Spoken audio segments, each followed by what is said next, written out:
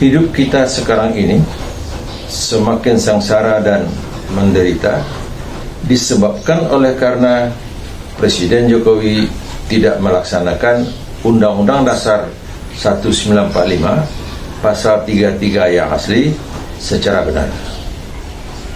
Jika Undang-Undang Dasar 1945 Pasal 33 yang asli dilaksanakan secara benar, maka kita akan hidup sejahtera, yaitu orang-orang yang tidak bekerja seperti cacat, jompo dan pengangguran akan diberi jaminan hidup secara penuh oleh negara. Biaya kesehatan dan biaya pendidikan ditanggung sepenuhnya oleh negara. Oleh karena itu, mari tuntut Presiden Jokowi laksanakan Undang-Undang Dasar 1945 Pasal 33 yang asli secara benar.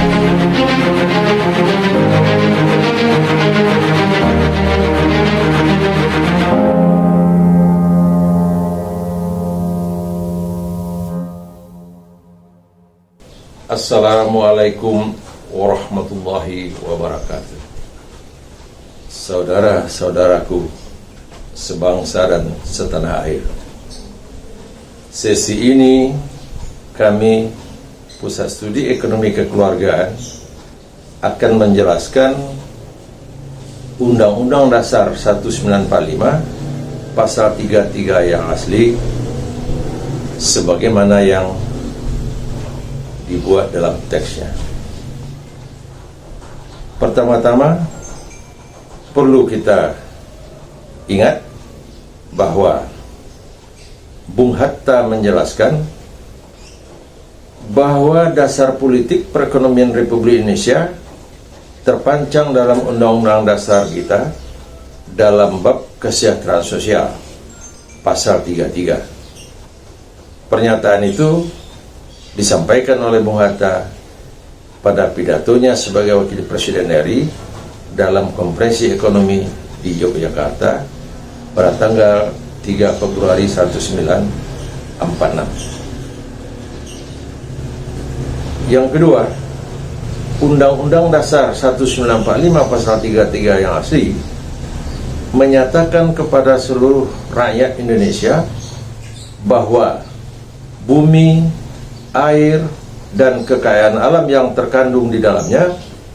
adalah milik mutlak seluruh rakyat Indonesia. Untuk itu, apa yang harus dilakukan? 1. Lindungi dan jaga sumber daya alam dan kekayaan alam tersebut agar supaya tidak dirampok oleh segelintir orang yang ingin kaya sendiri. 2. Gunakan sumber daya alam dan kekayaan alam tersebut untuk sebesar-besar kemakmuran rakyat. Hal ketiga, pejuang kemerdekaan Indonesia sudah menggariskan sebagai berikut. 1. Pada sila kelima Pancasila yang berbunyi keadilan sosial untuk seluruh rakyat Indonesia. Pointersnya di sini adalah kemakmuran untuk semua orang, bukan kemakmuran untuk orang seorang atau segelintir orang. Kedua, pada pembukaan Undang-Undang Dasar 1945 alinea keempat dinyatakan dengan tegas bahwa 1. Negara Indonesia dibentuk untuk melindungi segenap bangsa Indonesia dan seluruh tumpah darah Indonesia, dan untuk memajukan kesejahteraan umum, mencerdaskan kehidupan bangsa, dan ikut melaksanakan ketertiban dunia yang berdasarkan kemerdekaan, perdamaian abadi, dan keadilan sosial. 2. Kemerdekaan kebangsaan Indonesia disusun dalam suatu susunan Undang-Undang Dasar Negara Indonesia yang terbentuk dalam suatu susunan negara Republik Indonesia yang berkedaulatan rakyat dengan berdasarkan kepada Pancasila. Pointernya di sini adalah: 1. Negara bertugas dan berfungsi untuk melindungi segenap bangsa Indonesia dan seluruh tumpah darah Indonesia dan tugas-tugas serta fungsi-fungsi negara lainnya. Dalam kaitan dengan pasal 33 yang asli adalah untuk melindungi kepentingan ekonomi rakyat, baik kegiatan ekonominya maupun hak milik seluruh Indonesia atas bumi, air, dan kekayaan alam yang terkandung di dalamnya. Itu pointer pertama. Jadi negara itu bertugas dan berfungsi untuk melindungi segenap bangsa Indonesia dan seluruh tumpah darah Indonesia. Dalam kaitan dengan pasal 33 yang asli adalah untuk melindungi kegiatan ekonomi rakyat dan hak milik seluruh rakyat Indonesia atas bumi, air, dan kekayaan alam yang tergandung di dalamnya. Pointers kedua, negara Republik Indonesia yang berkedaulatan rakyat dengan berdasar kepada Pancasila dalam masalah ekonomi terkandung pada sila kelima. Pointersnya di sini adalah maksudnya sistem pemerintah NKRI adalah sistem pemerintahan kerakyatan, di mana rakyatlah yang menentukan segala kehendaknya, rakyatlah yang cakrawati, pemerintah hanya melaksanakan saja apa yang dikehendaki oleh rakyat. Dikutip dari Bung Karno di bawah bendera revolusi. Pointers kedua, pemerintah negara adalah juru kuasa untuk mengurus rakyat agar supaya hidup sejahtera, adil, dan makmur. Itu yang berkaitan dengan awal dari atau yang mendasari pasal 33 UUD 45 yang asli. Sekarang kita masuk ke Undang-Undang Dasar 45 itu sendiri.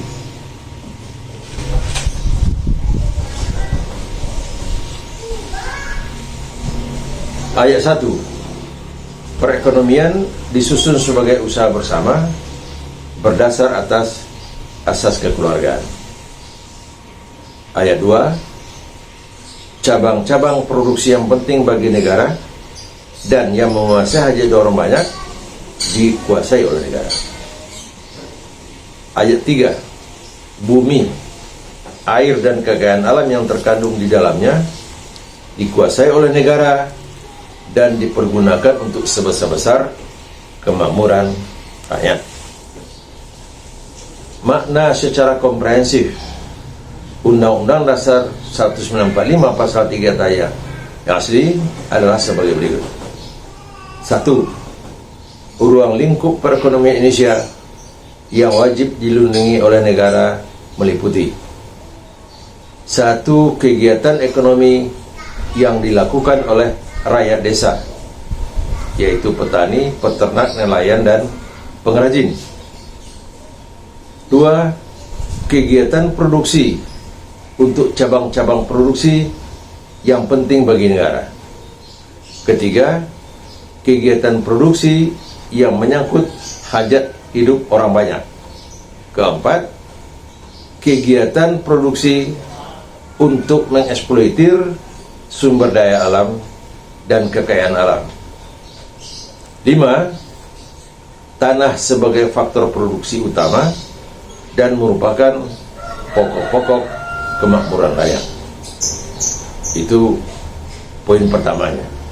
Jadi ruang lingkup perekonomian Indonesia yang wajib dilindungi oleh negara meliputi kelima poin tersebut.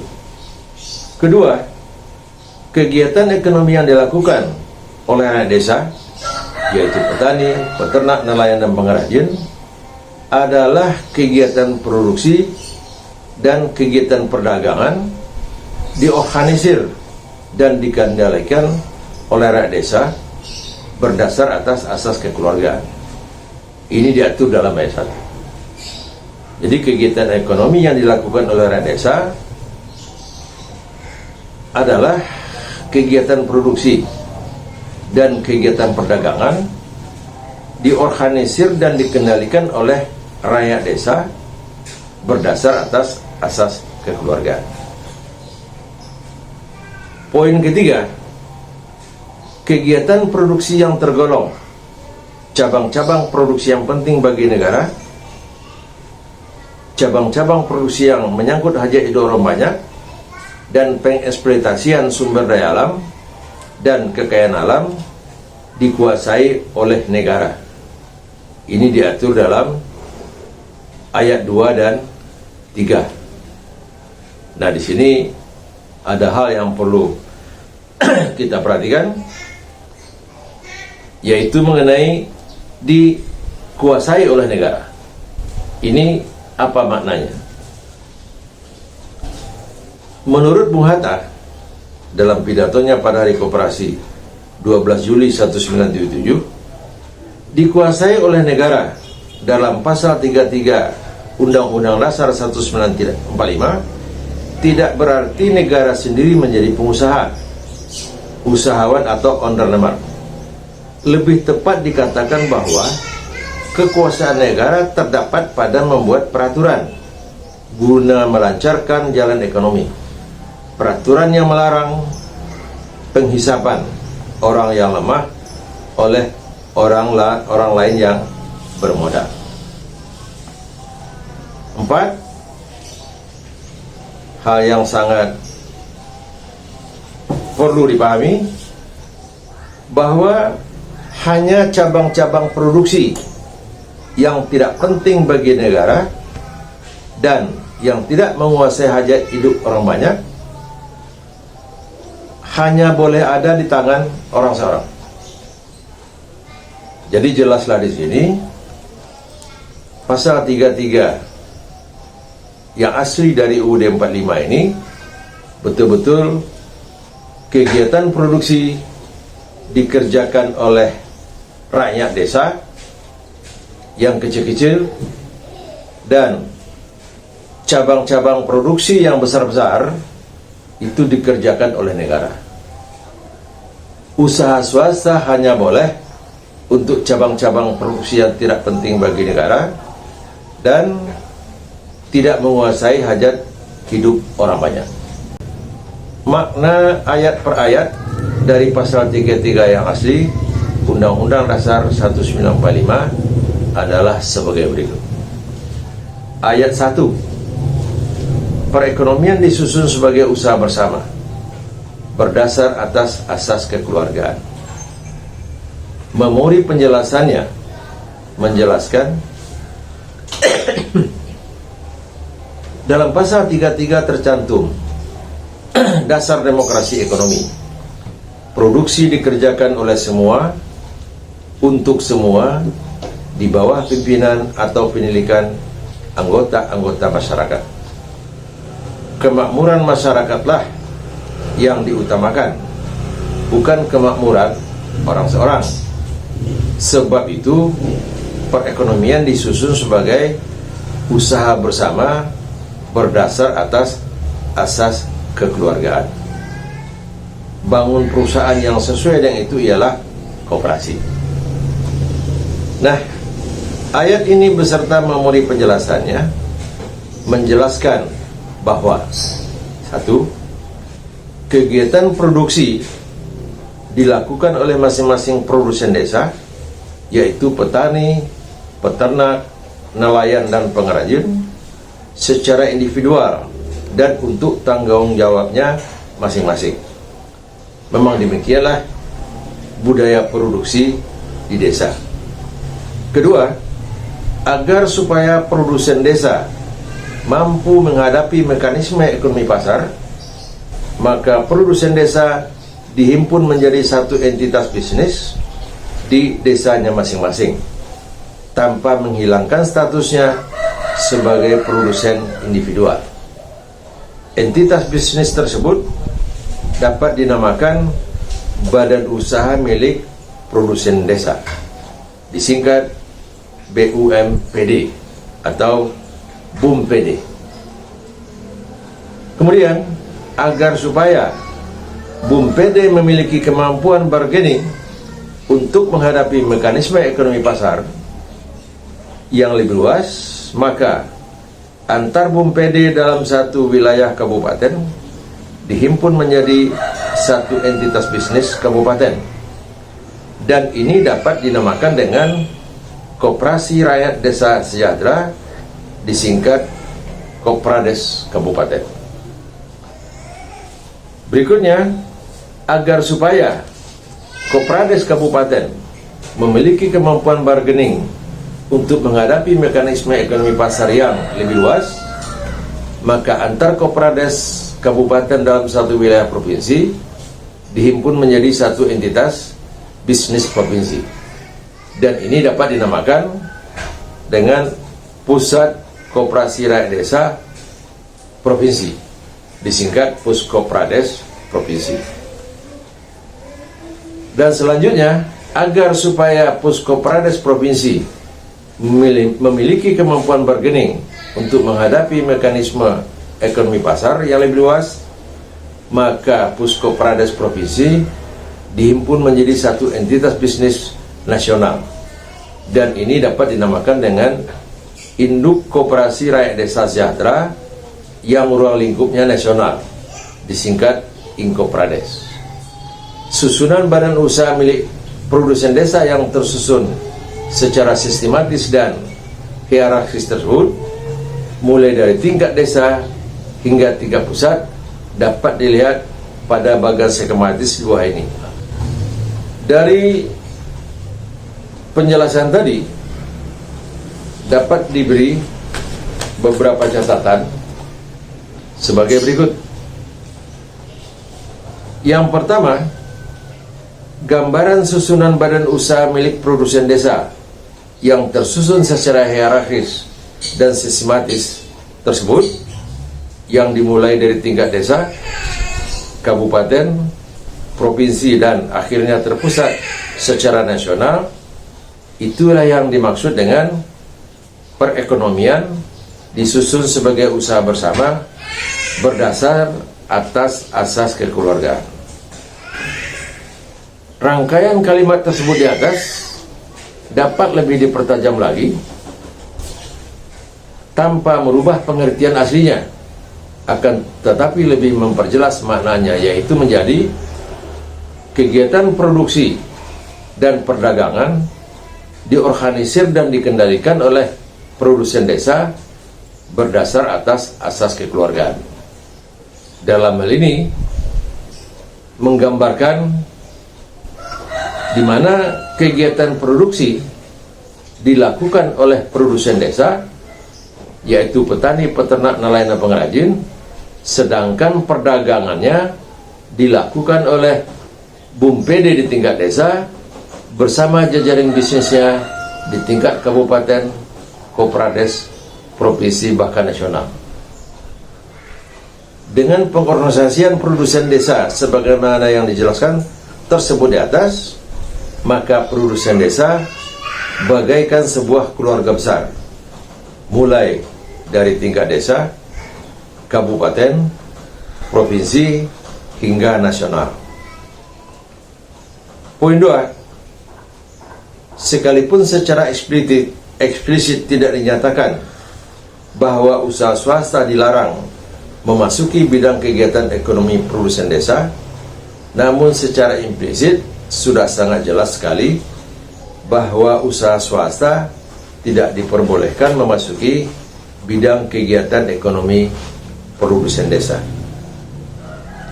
Yang ketiga, yang perlu juga disadari oleh saudara-saudara kita di tingkat kabupaten atau di daerah kabupaten, penerapan Undang-Undang Dasar 1945 Pasal 33 Ayat 1 ini sepenuhnya berada pada kewenangan rakyat di masing-masing kabupaten, dan akan menjadi lebih baik bila gubernur setempat ikut mendorong dan memfasilitasinya. Itu mengenai ayat 1. Jadi saya ulangi lagi, ayat 1 ini khusus menyusun perekonomian produsen desa, sehingga produsen desa menjadi satu entitas bisnis mulai dari desanya masing-masing dan di tingkat kabupaten sebagai sinergi dari masing-masing BUMPD tersebut, sehingga produsen desa tidak lagi berhadapan dengan pedagang, tapi yang berhadapan dengan pedagang adalah badan usaha milik produsen desa dan koperadesnya. Itu yang menyangkut masalah ayat 1. Ayat 2, cabang-cabang produksi yang penting bagi negara dan yang menguasai hajat hidup orang banyak dikuasai oleh negara. Memori penjelasannya, perekonomian berdasar atas demokrasi ekonomi, kemakmuran bagi semua orang. Sebab itu, cabang produksi yang penting bagi negara dan menguasai hajat hidup orang banyak harus dikuasai oleh negara. Kalau tidak, tampuk produksi jatuh ke tangan orang seorang yang berkuasa dan rakyat banyak yang ditindasnya. Teks ayat 2 ditambah dengan memori penjelasannya adalah amanah dari para pejuang kemerdekaan Indonesia kepada seluruh rakyat Indonesia dan penyelenggara negara, yaitu 1.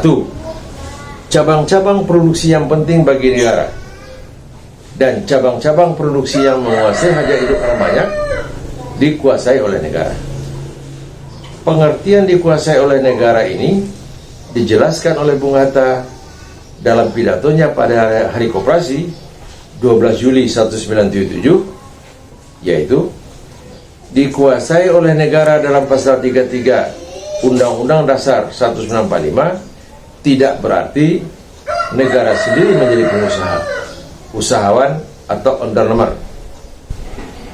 Pada bagian lain dari pidatonya, Bung Hatta menjelaskan bahwa negara bertugas menjadi juru kuasa untuk mengatur agar supaya cabang-cabang produksi tersebut tidak jatuh ke tangan orang seorang yang berkuasa dan rakyat yang banyak ditindasnya.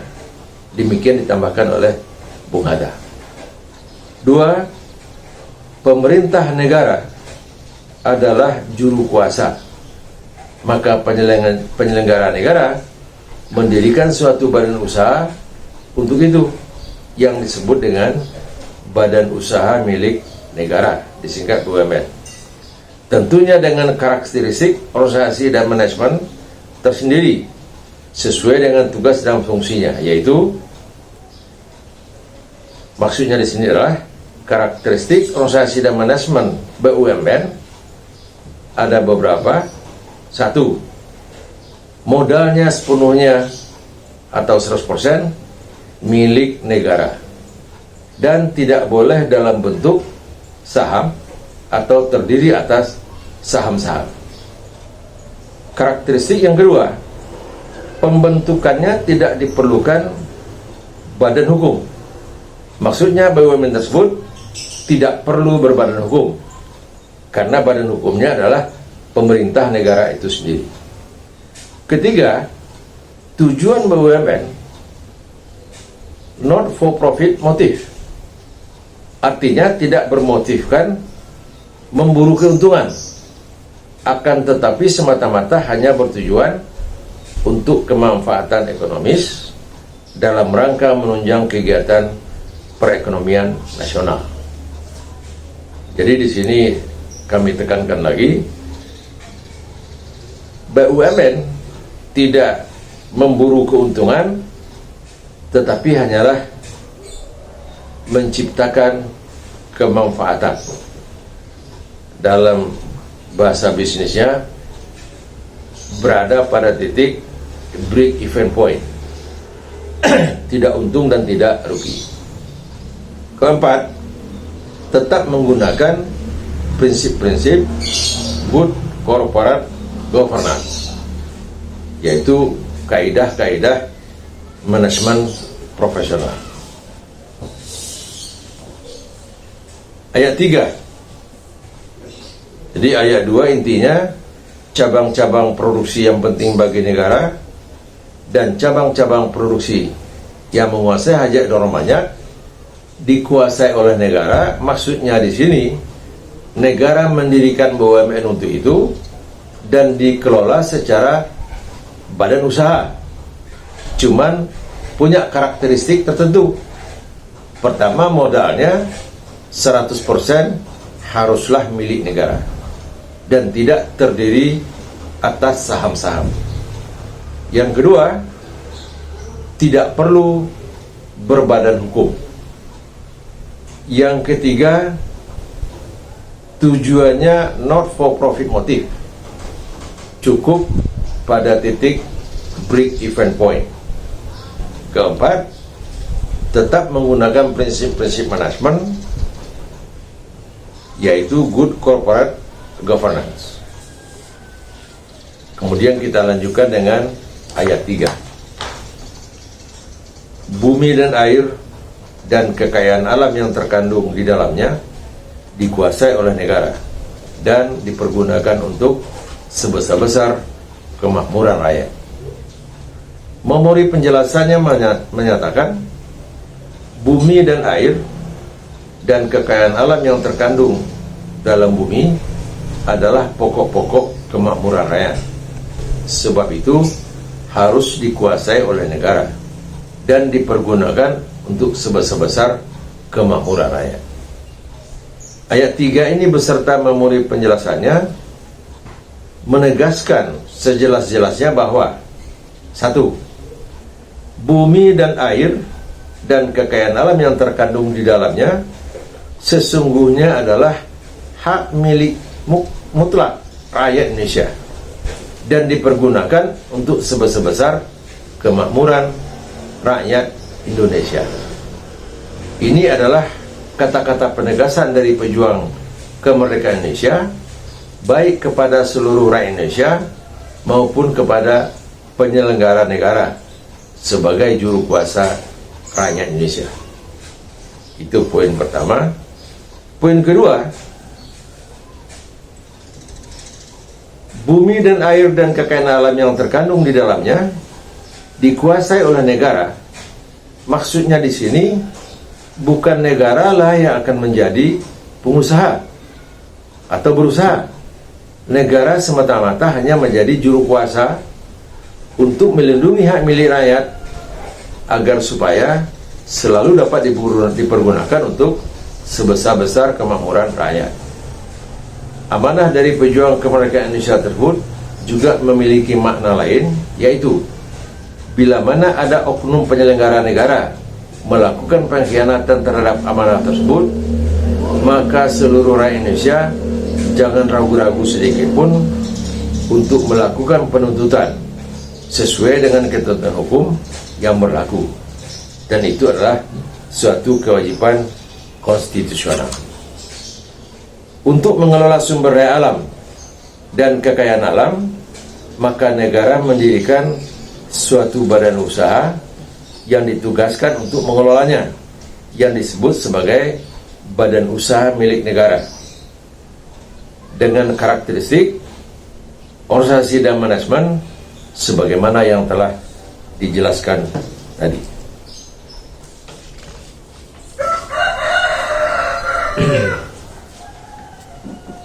Ketiga, demikianlah pejuang kemerdekaan Indonesia telah mengantisipasi bahwa bumi dan air dan kekayaan alam yang terkandung dalam bumi Indonesia di kemudian hari nantinya akan menjadi rebutan bagi negara-negara adidaya.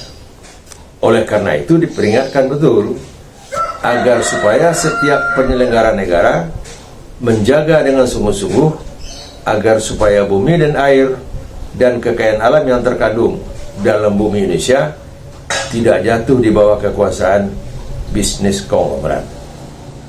4. Mengenai bumi, yaitu maksudnya tanah, para pejuang kemerdekaan Indonesia mengamanahkan agar supaya hanya digunakan untuk kemakmuran rakyat, yaitu untuk lahan pertanian dan untuk lahan perumahan. Dan lahan-lahan untuk kepentingan umum seperti jalan dan jembatan, bangunan perkantoran pemerintahan, dan fasilitas umum lainnya. Mengenai tanah ini, Bung Hatta menjelaskan dalam pidatonya yang diucapkan sebagai Wakil Presiden RI dalam Konferensi Ekonomi di Yogyakarta 3 Februari 1946 bahwa apabila tanah dipandang sebagai faktor produksi yang terutama, pemakaian tanah selain daripada tempat kediaman hanya boleh sebagai faktor produksi. Tanah tidak boleh lagi menjadi objek perniagaan yang diperjualbelikan semata-mata untuk mencari keuntungan. Pada bagian lain dari pidatonya tersebut, Bung Hatta menambahkan, oleh karena tanah kepunyaan masyarakat, maka dengan sendirinya pemerintah menjadi juru kuasa untuk mengurusnya dan mempergunakannya untuk keselamatan umum. Negara harus berusaha supaya tanah kosong dan lainnya diusahakan menjadi sumber kemakmuran rakyat. Nah, dari uraian tadi ada catatan yang ingin kami sampaikan supaya mudah dipahami oleh seluruh rakyat Indonesia. 1. Apabila Undang-Undang Dasar 1945 Pasal 33 yang asli diterapkan secara benar, maka setiap rakyat Indonesia akan dijamin hidupnya secara penuh oleh negara sesuai dengan amanah Undang-Undang Dasar 45 pada pasal 34 yang asli. Artinya, tidak akan ada seorang pun rakyat Indonesia hidup miskin dan melarat, insya Allah. 2. Perlu disadari dan dipahami secara sadar sesaran-sarannya bahwa berdasarkan perjalanan sejarah perjuangan bangsa Indonesia hingga kini, ternyata tokoh pejuang di Indonesia dapat dibagi menjadi 2 kategori. Kategori pertama, itulah angkatan Bung Karno dan kawan-kawannya. Lahirlah pejuang tanpa pamrih, yaitu pejuang kemerdekaan Indonesia yang berhasil diproklamirkan kemerdekaan Indonesia pada tanggal 17 Agustus 1945. Sekaligus ikut berjuang mempertahankan kemerdekaan Indonesia dari upaya Belanda untuk kembali menjajah Indonesia dan berhasil dengan penyerang kedaulatan oleh Belanda kepada Indonesia. Itu dilakukan oleh pejuang kategori pertama, pejuang tanpa pamrih.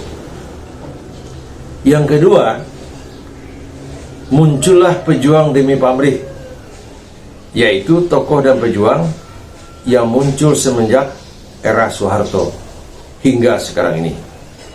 Merekalah yang mengkhianati cita-cita perjuang kemerdekaan Indonesia sehingga Indonesia kembali dalam kondisi terjajah oleh si asing dan si asing.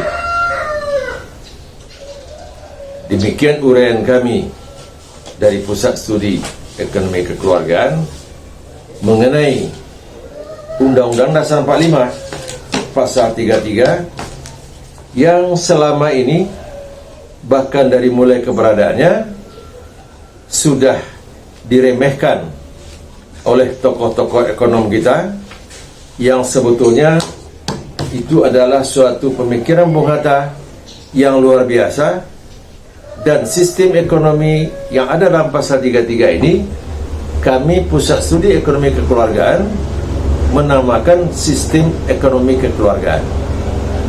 Sistem ekonomi seperti ini memang belum pernah ada di muka bumi ini. Yang ada hanyalah sistem ekonomi komunis dan sistem ekonomi kapitalis. Dua-dua sistem ekonomi tersebut pemburu materi, dan dua-duanya membuat rakyat hidup miskin dan melarat. Nah, sistem ekonomi kekeluargaan inilah corak dari sistem ekonomi asli bangsa Indonesia. Basisnya adalah kekeluargaan. Jadi tidak akan ada lagi persaingan yang tidak sehat antar pelaku ekonomi, karena semuanya sudah ada garis masing-masing. Sehingga jika pasal 33 UUD 45 yang asli ini diterapkan secara benar, terwujudlah kesejahteraan. Bung Karno menamakan kesejahteraan itu adalah tidak ada lagi orang-orang yang hidup miskin di dalam negara Indonesia. Itulah kami dari Pusat Studi Ekonomi Kekeluargaan atas perhatian saudara-saudara sebangsa dan setanah air, dan ikut berpartisipasi memperjuangkan agar Presiden Jokowi melaksanakan pasal 33 UUD 45 ini sangat kami harapkan. Yang terakhir, last but not least, karena pasal 33 yang asli UUD 45 ini hampir dilecehkan oleh semua ekonom, kami bersedia menjelaskan makna dari pasal 33 yang asli dari UUD 45 ini kepada Saudara Menteri Keuangan Sri Mulyani sebagai Ketua Tim Ekonomi Jokowi. Kami akan jelaskan mana yang salah dilaksanakan sekarang ini dan mana yang seharusnya. Kasihan kita, Saudara Menteri Keuangan, rakyat sudah semakin sengsara dan semakin melarat. Padahal untuk membebaskan rakyat dari kesengsaraan dan kemelaratan tadi sudah kami jelaskan. Laksanakan pasal 33 yang asli dari Undang-Undang Dasar 1945. Dan dalam hal ini kami juga meminta dukungan dari kawan-kawan tokoh-tokoh nasional yang mempunyai kepedulian terhadap kemiskinan rakyat ini, agar supaya Saudara Menteri Keuangan Sri Mulyani bersedia mendengarkan penjelasan kami Pusat Studi Ekonomi Kekeluargaan untuk menjelaskan pasal 33 UUD 45 ini dan menerapkannya. Mudah-mudahan Saudara Sri Mulyani bersedia menerimanya dan kita bahas di dalam forum terbuka dan disaksikan oleh ekonom-ekonom yang berkompeten untuk itu, dan tokoh-tokoh bangsa Indonesia yang peduli dengan kesejahteraan rakyat Indonesia sebagaimana yang dicita-citakan oleh pejuang kemerdekaan Indonesia. Demikian dulu uraian kami mengenai sesi ini. Salah benarnya apa yang kami sampaikan, dan kalau ada yang kurang, ya kami mohon maaf sebesar-besarnya. Tapi marilah, kalau ada yang kurang, kalau ada yang berbeda, mari sama-sama kita bicarakan. Insya Allah pada tanggal 5 Oktober yang akan datang, kami merencanakan mengadakan Zoom meeting, yaitu kami memberikan kesempatan kepada semua pihak yang mendengarkan uraian kami di video ini untuk dipertanyakan. Kalau salah, tunjukkan salahnya di mana. Kalau tidak benar, tunjukkan tidak benarnya di mana. Tapi juga kami dari Pusat Studi Ekonomi Kekeluargaan akan menunjukkan kebenarannya, dan jika benar jangan ragu-ragu untuk mengiyakannya, dan kalau tidak benar silahkan ditunjukkan ketidakbenarannya. Sekian dulu, wassalamualaikum warahmatullahi wabarakatuh.